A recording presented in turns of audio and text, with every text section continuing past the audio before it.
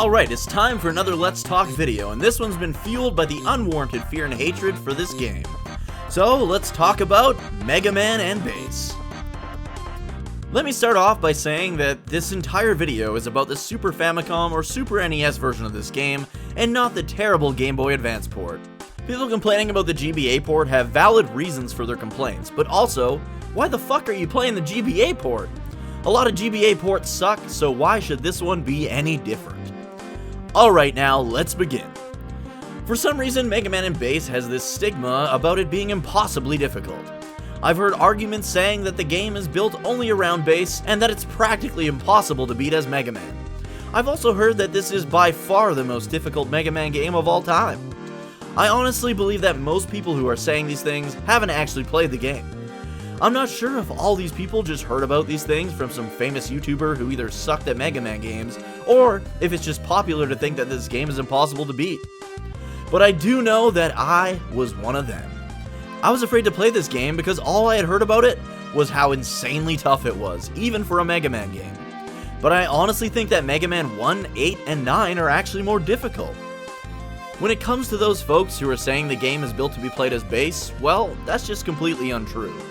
This game has a few segments that can be played differently depending on not only which character you're playing as, but also depending on which special weapons you happen to have. This is a feature that I loved in Mega Man 6, and I'm glad it's back. Now, I will say that the Robot Master stages are easier as Mega Man, because you got the charge shot right out of the gate, whereas Bass has to stand still and rapid fire his pea shooter. Sometimes this helps Bass in the stages themselves, but the Robot Master boss fights are a lot tougher, since you're only doing pea shooter damage, then waiting for the boss's iframes to go away so you can hit him with a pea shooter again. In the Wily stages, however, there are a few special places where Bass can just breeze through the stage, but Mega Man has to skillfully use his special weapons to traverse the areas. This makes the game balanced out in terms of overall character difficulty. Want to start off easier and get more difficult as the game goes on? Play as Mega Man first. Want to have a challenge right out of the gate, then be able to coast through some of the more difficult platforming near the end of the game? Play as Bass. Now let's get to the Robot Masters themselves. The Robot Masters in this game are all really well done. I usually start off with Cold Man because him and Burner Man are two of the funnest to fight using only the Mega Buster. Cold Man's fight is fairly straightforward, but he keeps you busy and on your toes the entire fight. A few of the bosses in this game actually change their strategies and patterns once their health gets lower, and Cold Man is one of these bosses. The Robot Master I hear the most complaints about though would have to be Burner Man. Don't get me wrong, this guy is hard, but once you get him figured out, he's actually easier to beat with a Mega Buster than he is with his special weakness. It's all about timing, finding out his multiple patterns, and getting the hell out of his way. This guy starts off infuriating, but ended up being one of my favorite Robot Master fights of all time, just like Cold Man. Then there are guys like Tengu Man and Pirate Man who are Toad Man levels of easy when you have their special weaknesses. With so many great Robot Masters, a lot of which have some unique mechanics, it's a total shame that so many people won't experience this game out of fear for its difficulty.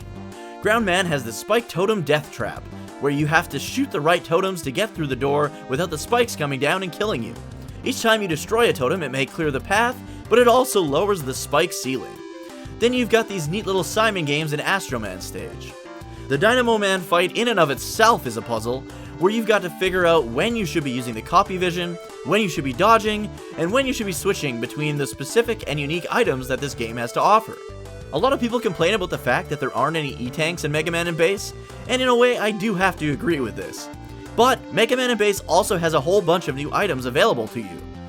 You've got the Super Armor, which lowers the amount of damage you take when you get hit, Auto Recover, which heals you when you're standing still and not attacking, a bunch of weapon upgrades for both Mega Man and Bass, and of course the Counter Attacker. You see, when Mega Man takes a bunch of damage, he'll start holding his chest and breathing heavily. When he's in this state, if you equip the Counter Attacker, his attacks dish out massive amounts of damage. So you're constantly able to swap your equipped items on the fly and alter your loadout based on the situation. Now, you've heard me talk about why you should play this game for a while, but you still don't believe me that this game isn't designed only to be played as Bass? Well then, listen to my good friend Kammesennin, who is a Mega Man Buster only speedrunner. He's done some crazy speedrunning events such as Nothing But Mega Man, and of course, the legendary Triple M, where he plays through every Classic, X, and Zero Mega Man game in a marathon of epic proportions. This dude only plays as Mega Man and only uses the Mega Buster. This is what he has to say about Mega Man and Bass. Hello there, my name is Kammesennin, and like Dookie said, I'm a Buster-only speedrunner in that I play all of the games Buster-only, which naturally includes Rockman and Forte, otherwise known as Mega Man and Bass. I'd like to preface my opinions here by saying that the original Super Famicom release is of a higher quality than that of the GBA alternative, and English patches do exist for it if you're concerned about missing story or not knowing what's what in the shop. First things first, this game absolutely owns. It's surprisingly different from other Mega Man titles, but it really doesn't look like it on the surface because it just looks like a Mega Man game. Walk, slide, jump, shoot, nailed it, that's Mega Man. But this game goes deeper and doesn't make its deeper mechanics incredibly apparent. This is a highly overused type of comparison, but I can't find a better one, and before I say it, I don't mean, oh, this game is super tough when I say this, because in all reality, it isn't. But I think Rockman and Forte is, metaphorically, the Dark Souls of Mega Man, because it doesn't make everything super obvious to the player, even though it also doesn't work very hard at hiding everything. To the average Mega Man player, this game is needlessly difficult, but much like Dark Souls, if you understand how the game works, then it actually isn't that difficult. This game operates a little bit more like an RPG in that your current equipment can be the difference between feeling like you're in a hopeless situation or just absolutely decimating the opposition. How do I mean? Well, take this section for example. In Buster Only, there's additional difficulty in many sections, and this is definitely not an exception to that.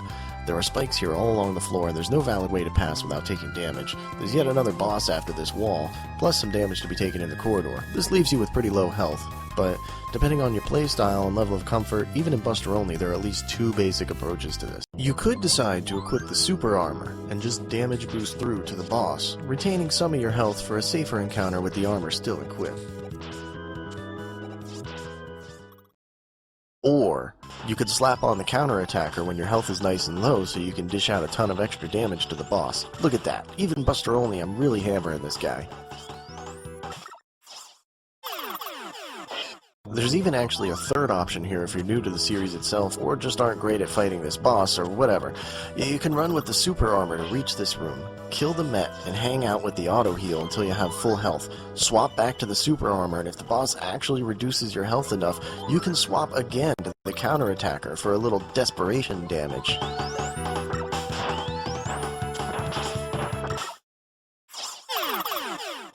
That's a decent variety of strategy for only using one weapon, so if you got all 8 weapons at your disposal, this should be pretty easy as long as you understand your options. But like I said, this stuff isn't that obvious to newer players and is often overlooked, but it's there if you want it. Combat isn't the only thing this game has to offer though. I mean, honestly, for a SNES game, it's freaking gorgeous. They took so many Mega Man 8 sprites and jammed them into this cartridge, and it really paid off because Mega is looking sharp. In addition to that, the controls have actually had the greatest level of care, in my opinion, of any of the classic series titles. In other games, particularly the NES games, there are all kinds of crazy conditions where you can't fire at the same time you land, or you lose your slide on a screen transition, or you can't jump out of a slide without waiting 8 frames, or maybe just because you're underwater. You might lose a charge shot or fail to charge it because either you were sliding or you were holding B but didn't fire a lemon, or you just had the audacity to take damage. All these little quirks can toss even the greatest of players into a fit of rage. But Rockman and Forte really got it right here. You can charge at any time, including during screen transitions. You don't lose your charge shot for taking damage, plus you don't need to have actually fired a lemon to begin charging it. You can still put lemons on the screen while your charge shot is on the screen for additional damage. You can pretty much always slide or jump out of a slide or shoot or whatever you need to do with no silly restrictions like the NES games or even Mega Man 11 has, where it'll eat your jumps just because you turned. The stages were masterfully crafted for both characters, allowing time to play it safe while you're new, but also encouraging speed when you're not, especially when playing as Bass. I don't want to focus too much on him, but honestly, he helps bridge the gap between Classic and X in terms of gameplay by giving us them lovely dashes and double jumps in the classic stage design we know and love. Having 2 characters allows for a lot of diversity in this game in terms of stage routing, collectibles, boss strategies, and even how bolts are spent in the shop.